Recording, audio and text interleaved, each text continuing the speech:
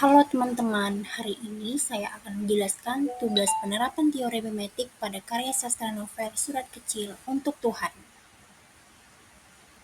Assalamualaikum warahmatullahi wabarakatuh. Teman-teman semuanya, kembali lagi bersama saya Zaskia Azahra dari kelas 2023A. Pada pertemuan kali ini saya akan membahas tentang penerapan teori mimetik pada karya sastra novel yang berjudul Surat Kecil untuk Tuhan. Kali ini saya akan menjelaskan apa itu teori mimetik dan pengaplikasiannya pada suatu karya sastra. 1. Teori mimetik berasal dari bahasa Yunani yang artinya tiruan. Dalam sastra diartikan sebagai sebuah pendekatan dalam pengkajian suatu karya sastra berdasarkan realitas atau kenyataan. Teori mimetik juga bisa didefinisikan sebagai suatu cara penulis untuk menciptakan suatu karya melalui peristiwa sosial yang ia lihat, kemudian dijadikan inspirasi dan diangkat menjadi sebuah kisah nyata dalam bentuk film atau dijadikan novel, puisi, dan karya sastra lainnya.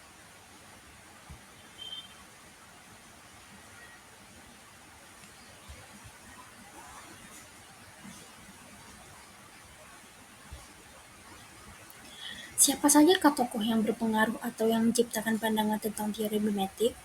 1.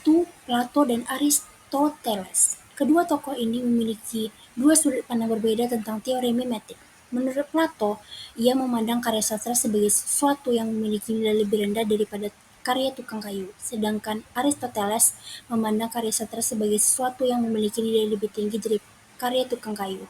Dalam definisi mimetik, Plato berpendapat bahwa suatu karya seni hanya tiruan yang ada di pikiran manusia yang menirukan kenyataan. Sedangkan menurut Aristoteles, ia berpendapat bahwa karya seni berada di atas kenyataan karena karya seni sebagai katalisator untuk menyucikan jiwa manusia.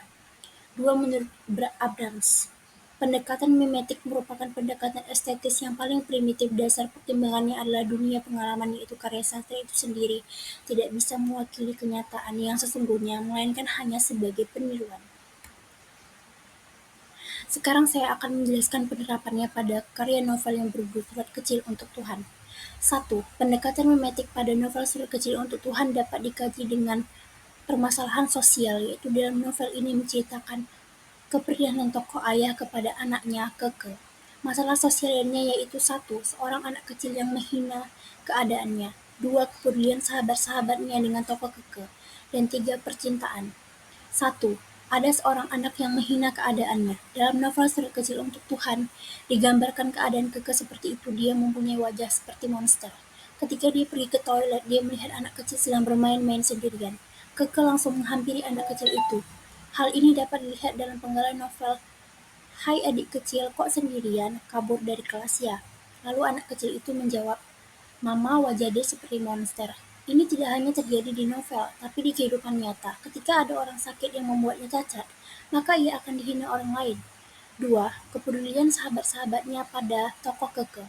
Digambarkan masalah tentang kepedulian sahabatnya walaupun Keke mempunyai wajah yang seperti monster. Hal ini dilihat dari penggalan novel. Salah satu temanku yang mulai mengalir air mata itu diikuti oleh air mata lain yang berenang. Aku tidak menangis saat itu. Kepedulian itu merupakan kepedulian yang tiada duanya bagi Keke. 3. Percintaan. Dalam novel Surat Kecil untuk Tuhan ditemukan masalah percintaan Keke dengan Andi dan ayahnya. 1. Ketika Keke menginjak bangku SMP, ia mulai mengenal Andi dan merupakan pria selain keluarganya ia cintai. Kutipan dalam novelnya yaitu, "Andi pria lain dari luar keluargaku yang aku sayang, hanya dia yang aku cintai. Namanya Andi." Cinta seorang ayah pada anaknya. Di sini ayah Keke sangat mencintai anaknya. Dia selalu mencari cara untuk mengobati anaknya itu. Sang ayah juga memakan obat-obatan herbal yang ditawarkan yang di yang harus dimakan oleh anaknya. Penggalan novelnya tuh Keke, "Ayah juga makan kok." Novel Surat Kecil untuk Tuhan ini ditulis oleh seorang sastrawan bernama Haris Nizam dan dibukukan oleh Agnes Denovar pada tahun 2000. Mengapa Haris Nizam dan Agnes Denovar mengangkatnya menjadi sebuah film? Jadi mereka berdua terinspirasi saat mereka melihat dan menyaksikan bagaimana perjuangan seorang gadis bernama Gita Sesawanda Cantika, seorang remaja yang sangat disayangi oleh keluarganya dan sahabat-sahabatnya.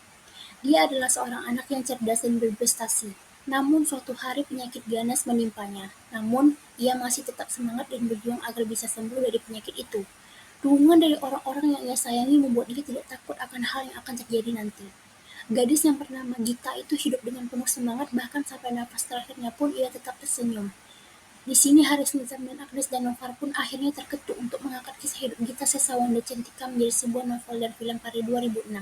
Mereka berpendapat bahwa dengan mengangkatnya menjadi suatu karya, mereka dapat memberikan pengajaran dan motivasi kepada semua orang agar tetap semangat menjalani hidup.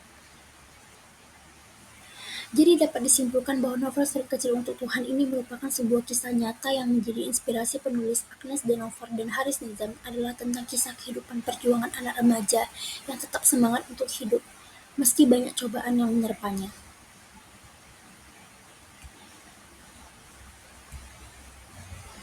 Berikut adalah penggalan kata dari Gita Sesawanda Cantika, yaitu Surat Kecil Untuk Tuhan. Tuhan, andai aku bisa kembali, aku tidak ingin ada lagi hal yang sama terjadi padaku, terjadi pada siapapun. Tuhan, berikanlah aku kekuatan untuk menjadi dewasa, agar aku bisa memberikan arti hidupku kepada siapapun yang mengenalku. Tuhan, surat kecil ini adalah surat terakhir dalam hidupku. Andai aku bisa kembali ke dunia yang kau berikan padaku.